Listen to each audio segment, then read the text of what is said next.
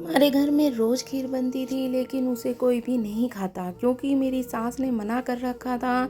लेकिन एक दिन मेरी नंद ने वो खीर खा ली। खीर खाते ही उसे चक्कर आने लगे। जब उसे हॉस्पिटल में ले जाया गया तो डॉक्टर ने कहा कि ये प्रेग्नेंट है। मेरी नंद कुंवारी थी और उस खीर में ऐसा क्या था जो उसे खाते ही सब हो गया ये सब। आखिर इसका पता लगाने में एक दिन मैंने वो खीर खा ली। उसके बाद जो मेरे साथ हुआ उसे जानकर तो आपके होश ही उड़ जाएंगे। मेरी खीर खाते ही मेरा नाम सीमा है। मैं ग्रेजुएशन होते ही घर वालों ने मेरा रिश्ता तय कर दिया। मेरे पति का नाम मुकेश था। मुकेश काफ़ी सरल और सीधे थे क्योंकि अक्सर रिश्ते होने के बाद हम लोग मिलते थे। साथ में कॉफ़ी पीने के बाद एक दूसरे से अपने बारे में बातें बताना और शादी के बाद की बातें करना बहुत अच्छा लगता था। खैर ऐसे ही दिन निकलते गए। हमारी शादी की तारीख निकलने के बाद कब दिन निकल गई पता ही नहीं चला और शादी करके अब मैं मुकेश के घर बहू बनकर आ चुकी थी। ससुराल में मेरी एक छोटी नंद प्रिया थी जो पूरे दिन भाभी भाभी करके मुझे सारी बातें बताती थी। प्रिया अपने घर छोटे बड़े काम मुझसे करवाती और सारी बातें मुझसे शेयर करती। आज प्रिया का 12वीं का परिणाम आया जिसमें उसने अच्छे अंक हासिल किए। पूरे घर में उसकी सफलता की बधाइयाँ बढ़ रही थी। माँ जी ने बहुत सारे पकवान बनाए रख को कहा। मैंने सब तरह की मिठाइयाँ बनाई, लेकिन जब खीर बनाने लगी तो माँ ने कहा कि मैं बना लूँगी। जब खीर बन गई तो माँ जी ने उस खीर को अलग रख दिया और सबसे कहा कि इसे कोई नहीं खाएगा। मुझे बहुत अजीब लगा कि जब खीर बन ही ली है तो उसे खाने में क्यों नहीं दिया जा रहा। खैर मैंने इसे भी कुछ रीत रिवाज मानकर अनदेखा कर दिया। दरअसल मेरी सास पुराने ख्यालात की थी जो रीति रिवाज में बहुत गहराई से मानती थी। ऐसे ही दिन निकलते गए। एक दिन जब मैं अपने कमरे में बैठी थी तो मुकेश का फ़ोन आता है और वह कहता है कि शाम को मेरे कुछ दोस्त हमारे घर पर खाने के लिए आ रहे हैं, इसीलिए तुम कुछ अच्छा बना लेना। मैंने मुकेश से कहा कि किस खुशी में। तभी मुकेश ने कहा, दरअसल मेरा प्रमोशन हुआ है, इसीलिए मैं अपनी दोस्तों को पार्टी देना चाहता हूँ। लेकिन मैंने सोचा कि बाहर होटल में के बजाय हम घर पे ही उन्हें बुला लेते हैं, क्योंकि तुम्हें इतना अच्छा अच्छा खाना बनाना आता है तो फिर बाहर का क्या ज़रूरत है। इसी तरह फ़ोन रखने के बाद शाम को खाने की तैयारी में लग जाती हूँ। जब मैं रसोई में जाती हूँ तो मेरी सासू माँ पड़ोस से आ जाती है और पूछती है कि बहू आज इतनी जल्दी तुम खाना बनाने की तैयारी क्यों करने लग गई हो। तभी मैंने कहा कि माँ आज मुकेश के कुछ दोस्त खाना खाने पर आ रहे हैं। दरअसल उनका प्रमोशन हुआ है, इसीलिए वे अपने दोस्तों को पार्टी वगैरह देना चाहते हैं।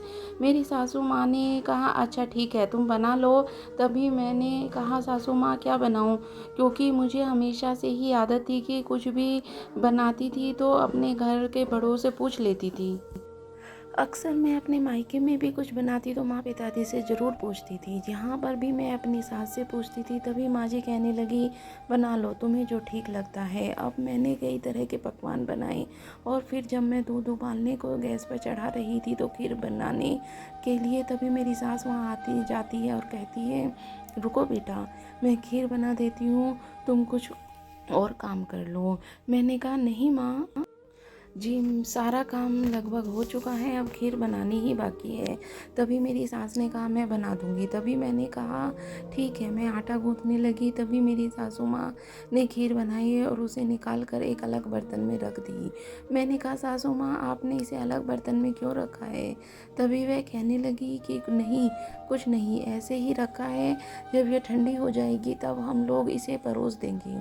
मैंने कहा ठीक है। कुछ देर बाद मुकेश और उसके दोस्त घर आ गए।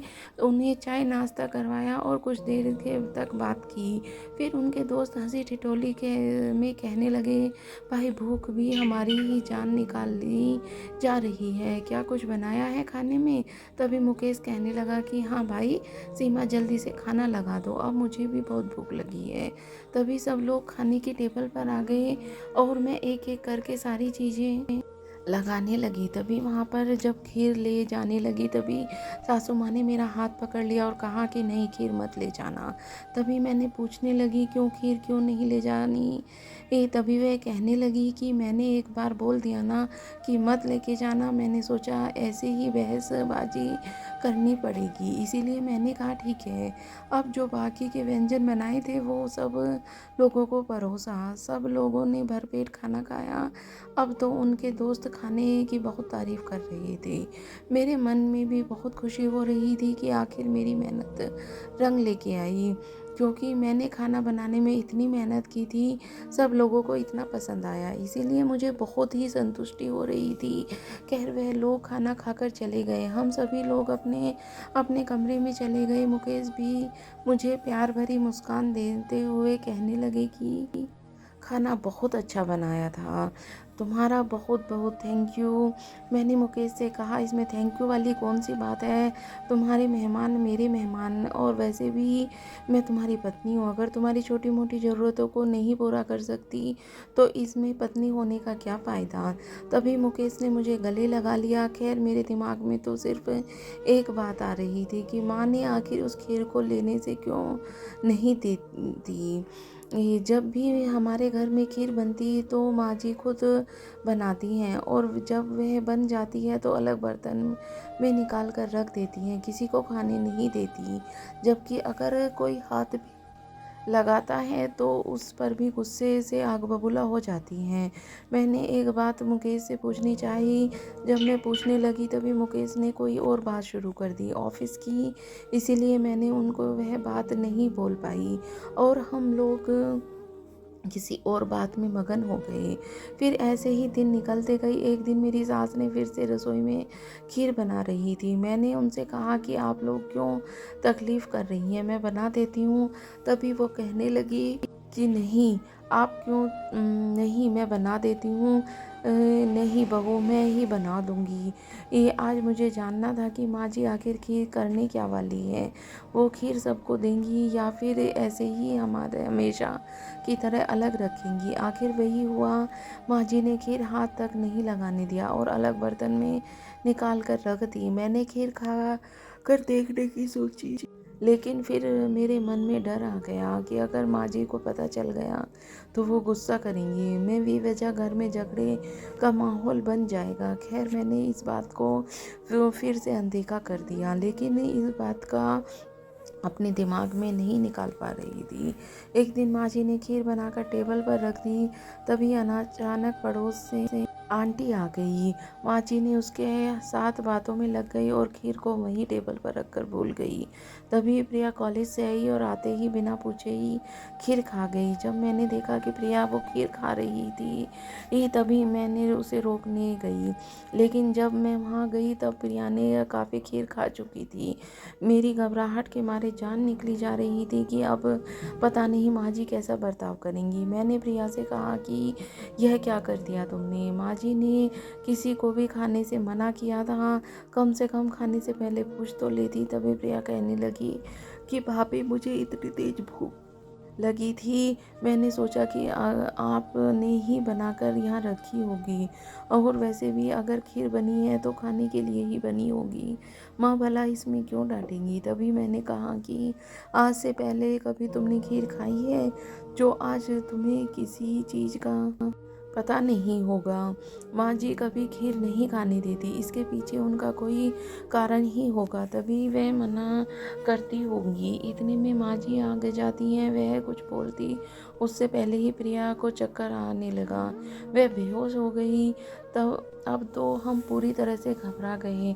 मैंने तो मन में यही डर हो गया था कि शायद खीर खाने से उन्हें कुछ गलत हुआ है। अब जल्दी से उन्हें आनन फानन में हॉस्पिटल ले जाया गया। वह डॉक्टरों ने उनका इलाज किया, चेकअप वगैरह किया। जब उनकी रिपोर्ट आई तो रिपोर्ट देखकर हम सब लोगों के पैरों तले से ज़मीन खिसक गई। डॉक्टर ने कहा कि प्रिया माँ बनने वाली है।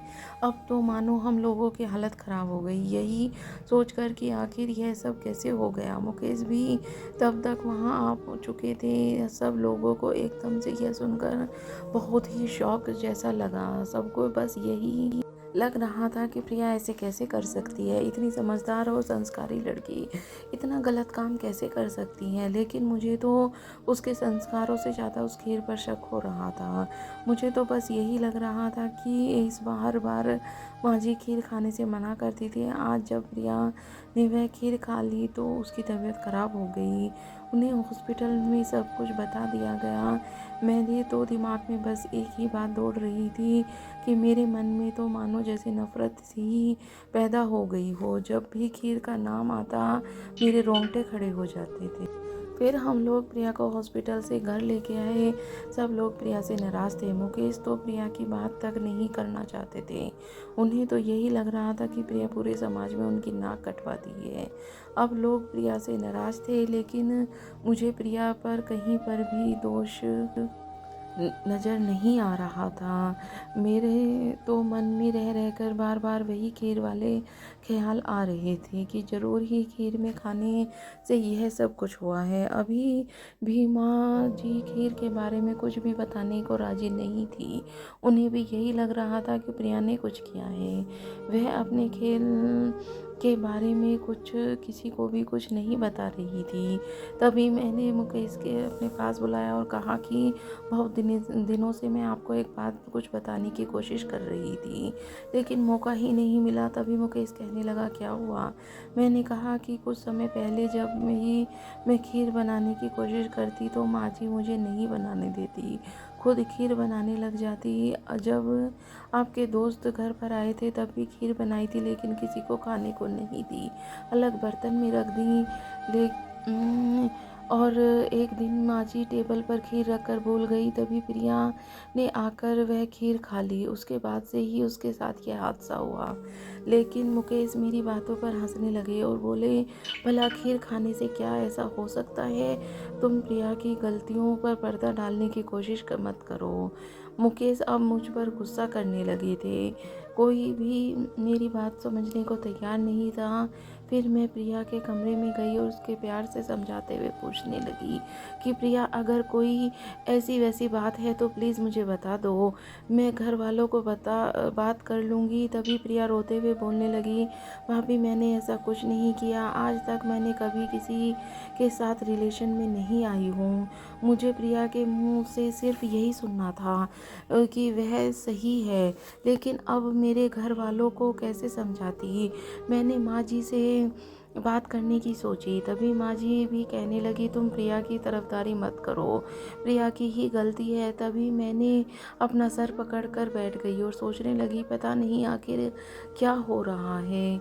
क्या इसमें प्रिया की गलती है या फिर मुझे ही भी कुछ समझ में नहीं आ रहा था। तभी अचानक डॉक्टर का फ़ोन आता है और वह कहती हैं कि आपके घर में प्रिया नाम की लड़की की रिपोर्ट का फेरबदल हो गया है। मुझे कुछ समझ नहीं आया। मैंने माँ जी को, मुकेश को भी वहीं पर बुला लिया। मैंने डॉक्टर से फिर पूछा, फिर बात को घुमाकर दोबारा पूछा कि यह सब क्या हो रहा हो।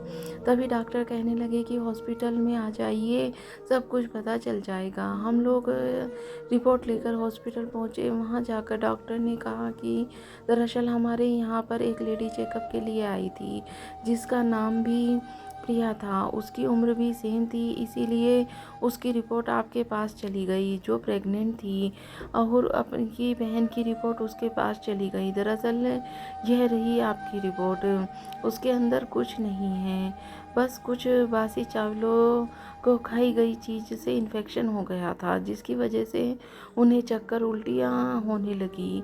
आपकी बहन की रिपोर्ट बिल्कुल नॉर्मल है। अब हम लोगों के जान में जान आई थी कि अगर आखिर प्रिया बिल्कुल सही थी। हम लोग प्रिया को असली रिपोर्ट लेकर घर पहुँचे और सारी बातें प्रिया और माँ जी को बताई। प्रिया मेरे गले लग गई और आंखों में आंसू बह रहे थे। वो कहने लगी, कि आप लोगों ने मुझ पर विश्वास करना चाहिए था। मैं बोल रही थी कि मैंने ऐसा कुछ नहीं किया, लेकिन किसी ने मेरी बात नहीं मानी।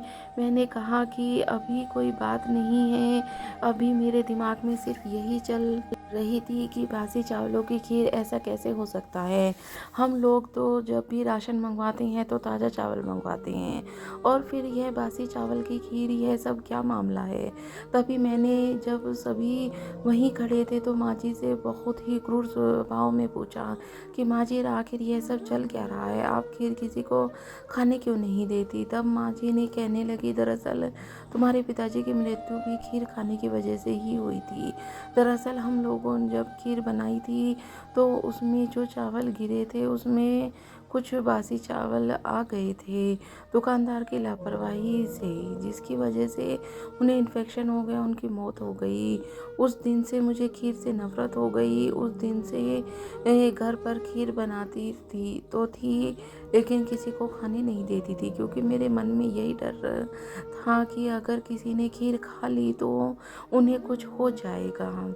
और वह खीर मैं अक्सर कुत्ते को खिलाती थी ताकि तुम्हारे पिताजी की आत्मा को शांति मिले। तभी मैं तुम्हें कभी खीर नहीं बनाने देती थी, क्योंकि अगर तुम खीर बनाती तो तुम्हारी खीर में मैं अगर कुत्तों को खिलाती तो तुम्हें बुरा लगता, इसीलिए मैं खुद खीर बनाती ही इसे अलग रख देती और शाम होते ही उन्हें कुत्तों को खिला देती। यही अब यह खीर वाला राज मेरे सामने आ चुका था। मुझे यह बात जानकर बहुत अजीब लग रहा था कि इतना अंधविश्वास कैसे हो सकता है। पिताजी की मौत उस दिन लिखी थी, चाहे वो किसी भी तरह से हो, फिर ज़रूरी नहीं है कि उनकी मौत खीर की वजह से हुई हो। कभी कभी खीर बंद करवा दी जाए। खैर, मैंने यह सब बात माँ जी को नहीं बोली, क्योंकि मैं भावनाओं को ठेस नहीं पहुँचाना चाहती थी, उन्हें किसी भी तरह से बुरा लगे। खैर, तभी मुकेश कहने लगे कि माँ, आप अपने मन में यह सब निकाल दो। अब मुकेश को एक और शर्मिंदगी हो रही थी, जिसकी वजह से वो प्रिया से नज़र नहीं मिला पा रहे थे। नज़र मिलाएं भी तो मिलाएं कैसे। प्रिया अपने भैया से चीख चीख कर कह रही थी कि भैया ऐसा कुछ भी नहीं किया है जो आप लोग ऐसा सोच रही हैं। मैं तो सिर्फ कॉलेज जाती हूँ, कॉलेज सिर्फ वापस आती हूँ। प्लीज़ आप मुझ पर विश्वास कीजिए। लेकिन भाई तो एक भी ना सुनी, और वो अपनी बहन को खरी खोटी सुनाई जा रहे थे, अपनी बहन की लालचंद लगाए जा रहे थे। अब उन्हें अपने आप पर बहुत शर्मिंदगी महसूस हो रही थी। आपने बहन को कैसे नज़र मिलाई। खैर, घर वालों को तो उन्हें गलत साबित ठहरा दिया था। घर में सिर्फ मैं ही थी जो उस पर विश्वास कर रही थी। मुझे सिर्फ यही लग रहा था कि प्रिया ऐसा नहीं कर सकती, क्योंकि अगर कोई इंसान ऐसा ऐसा होता है तो उसके ज़रूर कुछ ना कुछ इशारा मिल ही जाता है। लेकिन प्रिया तो सिर्फ घर में पढ़ाई करने जाती है और सीधा घर आ जाती है। घर में सिर्फ मैं ही थी जो उस पर विश्वास किए बैठी थी, उसका साथ दे रही थी। अगर आज रिपोर्ट वाली बात न खोली तो प्रिया कोई दोषी ही मानते, उसे सब लोग बुरा भला कहते। वह तो सिर्फ यही सोच रही थी कि उन्होंने बिना सोचे समझे प्रिया को इतना सब बोल दिया था। जैसे तैसे मुकेश ने प्रिया से माफ़ी मांगी और दोनों भाइयों में अपने सिरे से शुरुआत की। मेरे चेहरे पे खुशी थी कि आखिर सब ठीक हो गया। इतने दिनों से जो खीर वाली बात मेरे अंदर पनप रही थी, वो भी गुत्थी सुलझ गई और प्रिया पर लगा दाग भी मिट गया। तो दोस्तों, आपको ये कहानी कैसी लगी, मुझे कमेंट करके ज़रूर बताना। मैं ऐसी ही अच्छी अच्छी कहानी आपके लिए लाती रहूँगी। पूरी कहानी